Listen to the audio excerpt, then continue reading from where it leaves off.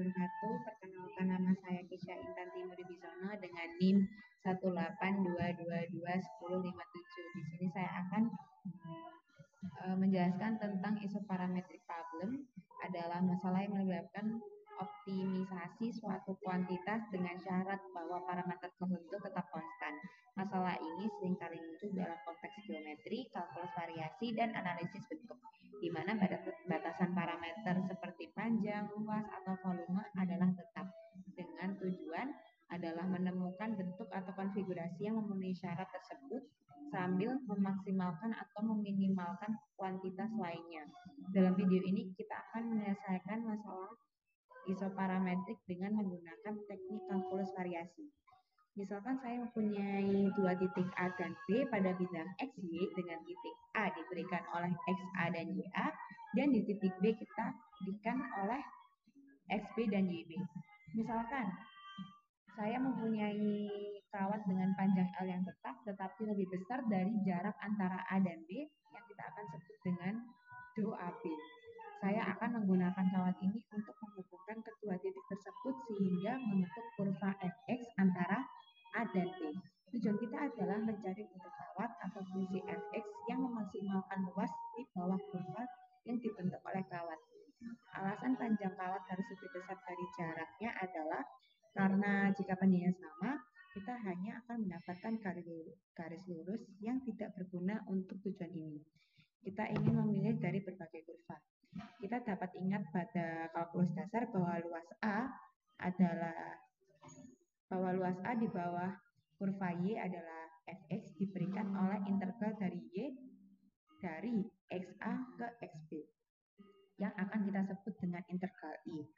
Selain itu, kita memiliki batasan bahwa panjang kurva yang menghubungkan A dan B harus sama dengan L. Kita bisa menuliskan dalam bentuk integral sebagai L sama dengan integral ds, di mana ds adalah elemen panjang kurva dalam koordinat kartesius. Kita bisa menunjukkan bahwa ds adalah akar kuadrat dari 1 plus dy per dx kuadrat.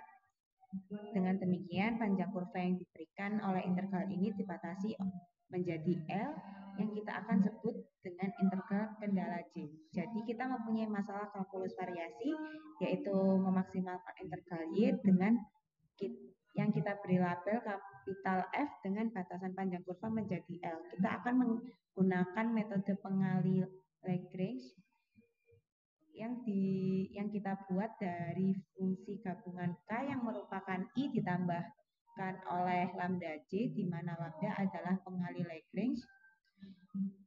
Jika kita mengganti integralnya, kita bisa menggabungkan kedua integral ini dengan batasnya sama dan keduanya terhadap X. Sekarang kita memiliki fungsi gabungan. Langkah berikutnya adalah menerapkan persamaan Euler-Lagrange ke ekspresi yang sedang diintegrasikan. Persamaan Euler-Lagrange ini akan diberikan oleh parsial terhadap Y dari F plus lambda G dikurangi turunan terhadap X dari parsial Y aksen dari F plus lambda G sama dengan 0. Dengan mengintegrasikan kedua sisi secara langsung terhadap X, kita mendapatkan persamaan diferensial Y. Langkah berikutnya adalah mengisolasi Y aksen. Dengan mendapatkan persamaan diferensial yang hanya dy per dx sama dengan sesuatu ini, selanjutnya kita memisahkan variabel-variabelnya dengan mengintegrasikan kedua sisi untuk mendapatkan Y sebagai fungsi dari X. Melalui serangkaian substitusi dan integrasi ini, kita akhirnya mendapatkan persamaan lingkaran dengan radius lambda yang berpusat di min C1 dan min C2.